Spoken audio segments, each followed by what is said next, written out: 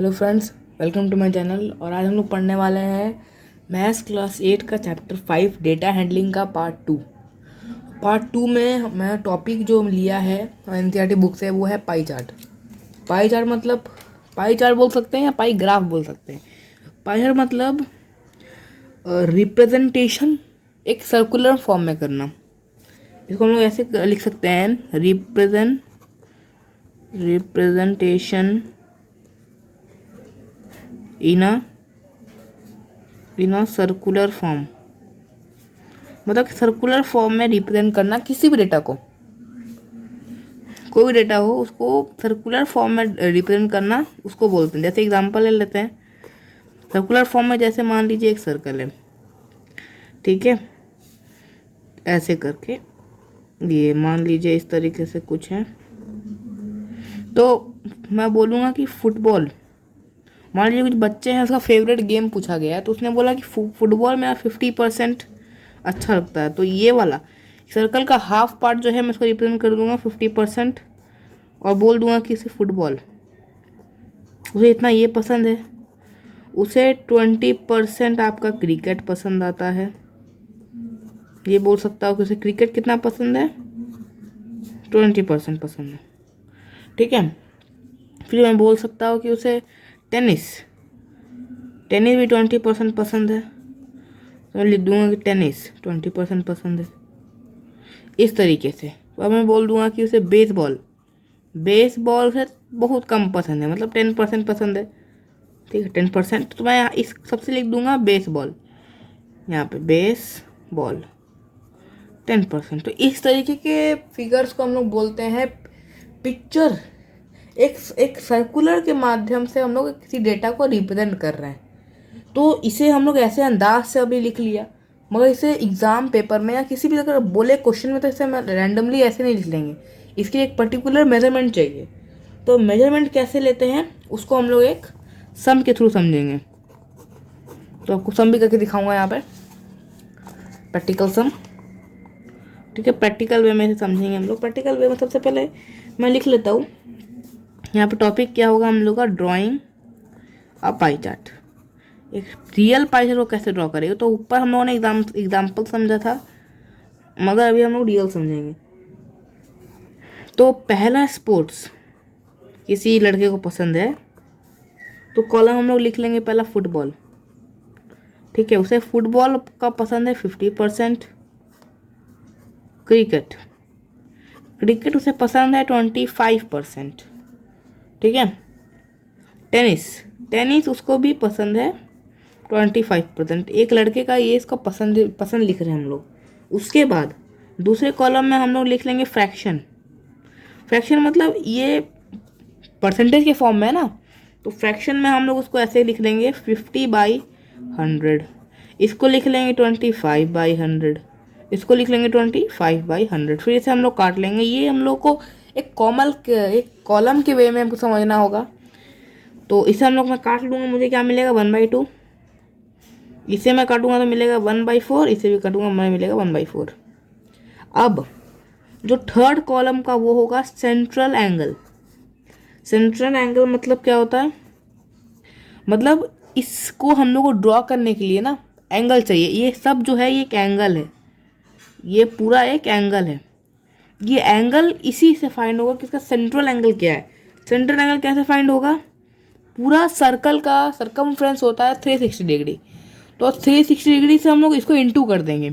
तो 1/2 into 360 is equal to 180 degree. फिर 1/4 is equal to 360 degree equal to 90 degree. फिर 1/4 into 360 degree equal to 90 degree. तो हम लोग को पता चल गया कि उस लड़के को फुटबॉल का जो सबको बनाना है सर्कल, उसका ये 3 डिग्री पता चल गया। एक हाफ सर्कल में, मतलब एक सर्कल का अगर हाफ कर देंगे तो मतलब 180 डिग्री बनेगा, तो ये 180 डिग्री हो गया। और हाफ की 2 पार्ट्स में क्रिकेट और टेनिस आ जाएगा। इसको हम लोग ड्राइंग करके देख लेते हैं कि ड्राइंग कैसे करेंगे। तो सबसे पहले कंपास ले लीजिए। तो मैंने कंपास ले लिया है, ये रहा कंपास हम लोग का। कोई भी रैंडमली साइज का हम लोग यहाँ पे एक तो सर्कल ड्रॉ कर लेंगे, डबल लाइन वाला सर्कल नहीं होना चाहिए, सिंगल लाइन, डबल मार्जिन करने की कोई ज़रूरत नहीं। ठीक है, ये दिख रहा है आपको, ये सर्कल मैंने ड्राइंग कर लिया। अब सर्कल का रेडियस हम लोग को खींच लेना है पहले से ही, रेडियस के लिए वेट नहीं करना है, हम लोग रेडियस पहले ही खींच लेंगे। तो जैसे कि ये रहा पॉइंट इसका, देख पा रहे हैं आप लोग, यहाँ सीधा एक तो हम लोग रेडियस में खींच लेंगे एकदम सीधा। ठीक है, एकदम सीधा, कोई टेढ़ा मेढ़ा नहीं होना चाहिए रेडियस। चेक कर लीजिए कि रेडियस सीधा है कि नहीं। तो मैं रेडियस खींच लेता हूँ यहाँ से, ये रहा। इतना ड्राइंग हम लोग का हो गया। अब हम लोग को जो एंगल बनाना है वो इस पॉइंट पर ही बनेगा। तो अब आया हम लोग का मेन चीज़, वो है प्रोटेक्टर। तो प्रोटेक्टर को इसी पॉइंट पे रखना है। ठीक है, तो पहला उस लड़के को क्रिकेट पसंद है, 180 डिग्री बनना होगा। तो 180 डिग्री आपका जानते हैं यहीं पर ख़त्म हो रहा है, तो एक सीधा लाइन खींचा जाएगा। ठीक है, ये सीधा लाइन आप पहले भी खींच सकते थे, मैं भी पहले खींच सकता था, फिर मैं दिखाने के लिए कि अच्छे से सबको समझ में आए इसलिए मैंने खींचा नहीं, वो ज़्यादा आसान होता मेरे लिए। तो ये 180 डिग्री, और क्या पसंद है इस लड़के को, क्रिकेट। 50% उसे क्रिकेट पसंद आता है। ठीक है, उसके बाद यहाँ पर हम लोग को सेट करना होगा प्रोटेक्टर को कुछ उल्टे तरीके से। उल्टे तरीके से सेट किया, कॉपी उल्टा आप कर सकते हैं, इजी भी आसान होगा, कोई दिक्कत नहीं है। 90 डिग्री, 90 डिग्री का एंगल था, ये 90 डिग्री हो गया हम लोग का। ये रहा, एकदम सीधा लाइन खींच लेना है।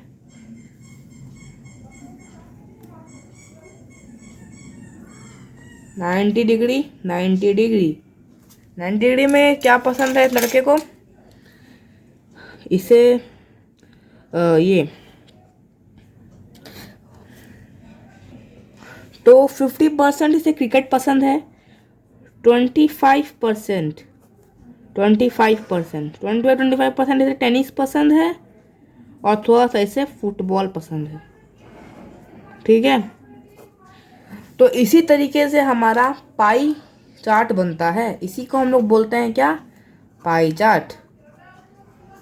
ठीक है, यही है हम लोग का पाई चार्ट। और इसी तरीके से आपको एग्जाम में भी करना होगा। ये 3 कॉलम रहेंगे, ये कॉलम आपके क्वेश्चन के ऊपर डिपेंड करता है, मगर ये दोनों कॉलम ये दोनों कंपलसरी है।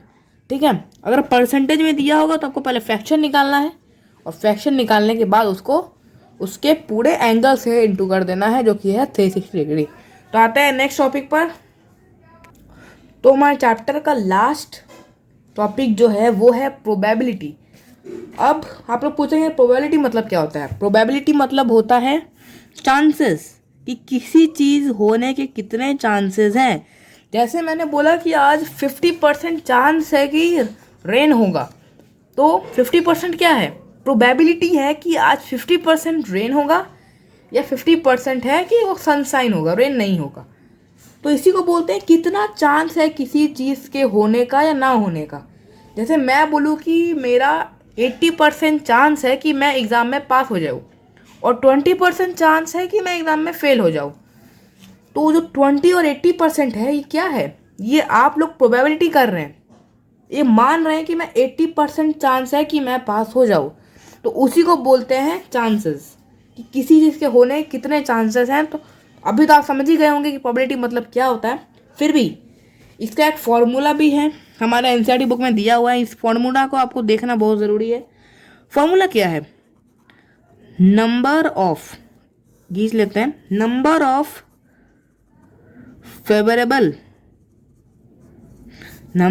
फेवरेबल आउटकम्स, ठीक है, by total number of outcomes. मतलब चांसेस कितने हैं, कितने आउटकम आएंगे, और टोटल आउटकम कितने होंगे। तो ये फॉर्मूला बहुत ज़रूरी है, इसे आप याद कर लीजिए, कहीं भी याद आ जाएगा। मैं जब एग्जाम्पल दूंगा ना, उसी में याद आ जाएगा ये। तो मान लीजिए मैं कॉइन को टॉस कर रहा हूँ, ठीक है, टॉस अ कॉइन, मैं एक कॉइन को टॉस कर रहा हूँ। तो एक कॉइन में या तो हेड होता है या तो टेल होता है। तो मैं बोलूँगा कि मेरे हेड आने के चांसेस हैं, प्रोबेबिलिटी, ठीक है, probability of of coming head, ठीक है, प्रोबेबिलिटी ऑफ कमिंग हेड, कितने चांसेस है कि मेरे एच आएंगे, मतलब हेड आएगा। तो देखिए चांस मेरा 1 है और टोटल आउटकम्स है मेरे 2, ठीक है, 2 चांसेस हैं। दो टोटल आउटकम्स कितने हैं 1 2, मगर फेवरेबल आउटकम्स क्या है 1, तो मैं लिखूंगा 1/2 चांस है कि मेरा हेड आ जाए। और same probability of coming tail, कितने चांसेस हैं कि मेरा टेल आ जाए 1/2, कि टोटल आउटकम तो 2 है ना, और मुझे चाहिए क्या, एक टेल चाहिए, तो मैं 1 ही करूँगा ना, तो 1/2। तो इसी तरीके से ये फॉर्मूला हमारा काम आता है। और एग्जांपल लेते हैं अच्छे से समझने के लिए। मान लीजिए एक डाइस खेल रहा हूँ, ठीक है, playing a dice, playing a dice, playing dice में कितने डाइस होते हैं, नंबर कितने होते हैं 1 2 3 4 5 6। टोटल आउटकम्स ये है, होगा टोटल आउटकम्स, मैं पहले लिख देता हूँ, टोटल आउटकम्स हैं ये सब, कि टोटल आउटकम मेरे 6 हैं, कि या तो मेरा 1 आएगा, या तो 2, या तो 3, या तो 4, या तो 5, या तो 6, इससे ज़्यादा कुछ नहीं आएगा। 0 होता नहीं और 6 से ज़्यादा कुछ होता नहीं है।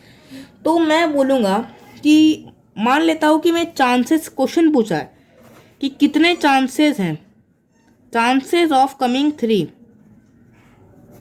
कितने चांसेस हैं कि मेरा 3 आ जाए, तो मैं बोलूँगा 3 इस पूरे डाइस में एक ही बार आ रहा है, तो फॉर्मूला फेवरेबल आउटकम 1 होगा, क्योंकि पूरे डाइस में 3 एक ही बार दिया हो। अगर 3 2 बार दिया होता तो मैं लिखता 2, मगर यहाँ पे 3 एक ही बार दिया है, तो मैं लिखूँगा number of favourable outcomes is 1 by total number of outcomes. Total number of outcome कितने हैं 6 हैं, तो 1/6 चांसेस हैं कि मेरे 3 आ जाए। अब दूसरा क्वेश्चन अगर पूछ लिया कि कितने चांसेस हैं, chances of coming number smaller than 4, ठीक है, क्वेश्चन पूछा है कितने चांसेस है कि नंबर 4 से छोटा है, 4 से कितने चांसेस है कि नंबर छोटा है, या तो 1 आएगा, या तो 2 आएगा, और या तो 3 आएगा। तो मैं लिख सकता हूँ कि फेवरेबल चांसेस कितने हैं मेरे, फेवरेबल आउटकम्स मेरे 3 होंगे और टोटल आउटकम्स मेरे 6 होंगे, इक्वल्स टू 1/2। तो 1/2 मेरे चांसेस हैं कि मेरा 4 से कम आ जाए। तो इसी तरीके से हमारा चैप्टर का लास्ट टॉपिक था जो कि ख़त्म हुआ। तो मिलते हैं नेक्स्ट वीडियो में, और अगर आप मेरे चैनल पर नए हैं तो प्लीज़ चैनल को सब्सक्राइब, लाइक एंड शेयर कीजिए। अब नेक्स्ट चैप्टर के साथ मिलूंगा, तब तक के लिए good bye and thank you.